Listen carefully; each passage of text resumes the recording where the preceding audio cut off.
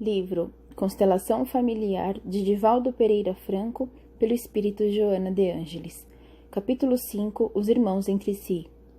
A bênção do renascimento na constelação familiar constitui providencial oportunidade de crescimento espiritual e conquista de valores ético-morais excelentes. Procedentes quase sempre de experiências diversificadas, os espíritos que se agrupam através dos vínculos biológicos sob o mesmo teto fruem da concessão de amor valiosa para ajustamentos indispensáveis ao equilíbrio que lhes falta, por desastres comportamentais que se permitiram em existências transatas. Quando uma família reúne filhos que se entendem e se amam, consegue desfrutar de incomparável misericórdia celeste a fim de trabalharem em favor de uma sociedade harmônica. Identificados por ideais superiores em que laboraram anteriormente, voltam a experienciar a união fraternal no mesmo clã, de forma que a jornada se faça coroar de realizações superiores. Entretanto, as reencarnações difíceis no mesmo grupo consanguíneo constituem ocasião em comum que favorecem o aprimoramento espiritual na oficina doméstica onde se caldeiam as imperfeições e se lapidam as anfractuosidades morais dos seus membros. Na infância, já se podem notar as afinidades existentes entre os irmãos. Através da afeição vigente ou das animosidades que se expressam por meio de birras e agressões contínuas, dos epítetos deprimentes com que se ofendem e das atitudes de implicância que demonstram sem motivos justificáveis. É natural que, à medida que se vão estruturando e avançando os processos biológicos, as agressões podem significar necessidade de chamar atenção, manifestação de ciúme por insegurança emocional, reações psicológicas de conflitos em surgimento. São, porém, passageiros esses comportamentos, quando não se fincam em raízes de ódios anteriores, gerando dificuldades nos futuros relacionamentos. As atitudes inamistosas contínuas denunciam sentimentos infelizes que não foram superados e ressurgem do inconsciente, em revides pelos acontecimentos inditosos do passado. A vigilância dos pais, especialmente neste período, torna-se indispensável a fim de trabalhar em favor da harmonia e da compreensão entre todos. Narra-se que a eminente educadora italiana Maria Montessori, quando consultada sobre a época em que se deveria começar a educação dos filhos, teria asseverado que 20 anos antes, isso é, quando os futuros pais deveriam começar a preparar-se, a trabalhar-se emocionalmente para saberem como orientá-los. Realmente, a tarefa educativa exige cuidados especiais e constância, não se restringindo a atitudes momentâneas, emocionais, a chantagens e dubiedades de métodos. Ela tem as suas bases repousadas no amor e no carinho, na ordem e no respeito que devem viger entre educadores e educandos, de forma que se estabeleçam os vínculos de confiança e de afeição para o êxito do cometimento. Assim, cabe aos pais, na saudável convivência com os filhos, observar-lhes as imperfeições morais e a agressividade especialmente entre eles, corrigindo-lhes tais manifestações, dialogando com paciência e ternura, sem cedência na decisão ou aquiescência ao comportamento negativo.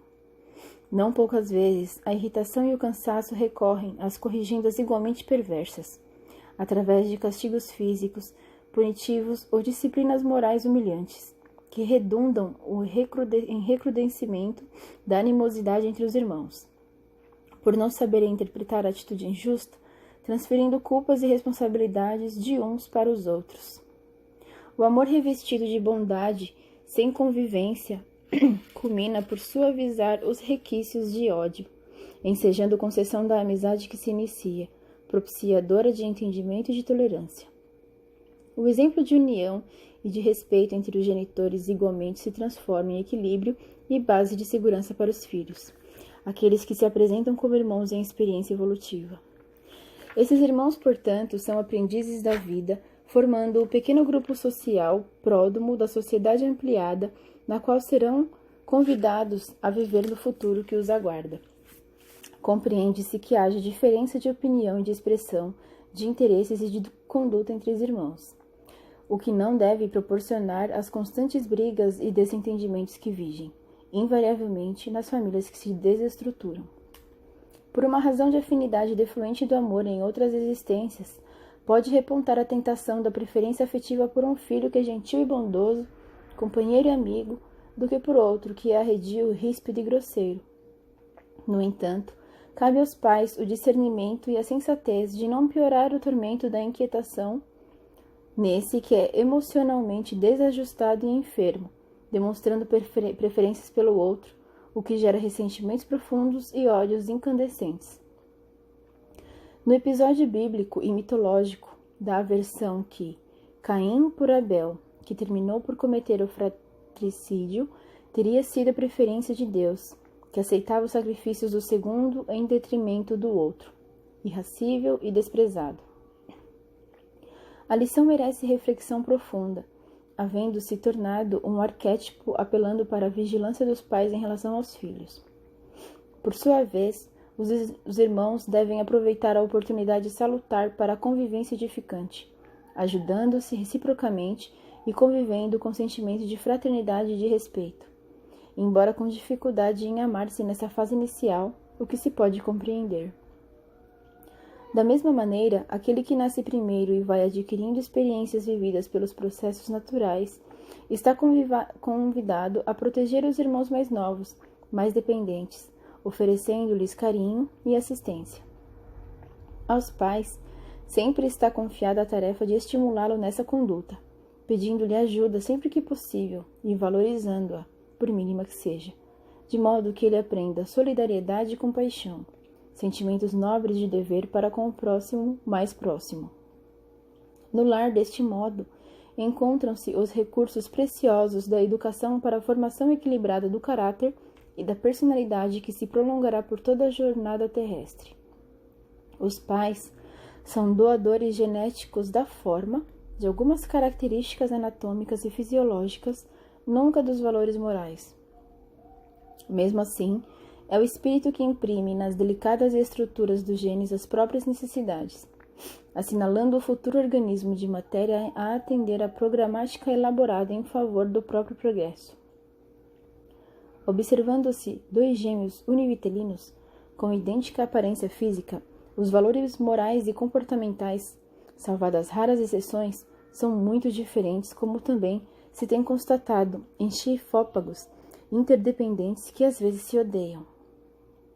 Quando os irmãos dão-se conta do impositivo da união e conseguem superar as dificuldades emocionais que existem no seu relacionamento, encontram-se mais bem equiparados para o enfrentamento dos desafios existenciais.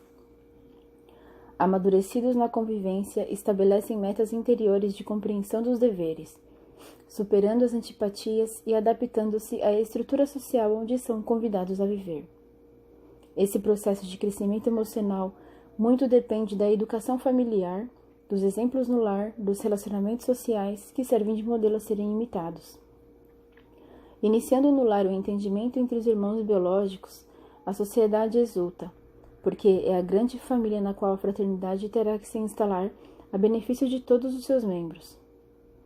À educação moral, pois, compete a grande obra de trabalhar com os irmãos desajustados ou mesmo afins, preparando-os para o ministério ditoso em favor da humanidade dignificada e justa do porvir.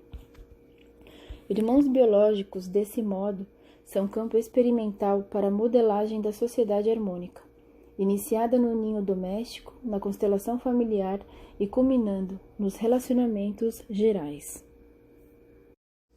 Livro Constelação Familiar, de Divaldo Pereira Franco, pelo espírito Joana de Ângeles. Capítulo 5. Os irmãos entre si. A bênção do renascimento na constelação familiar constitui providencial oportunidade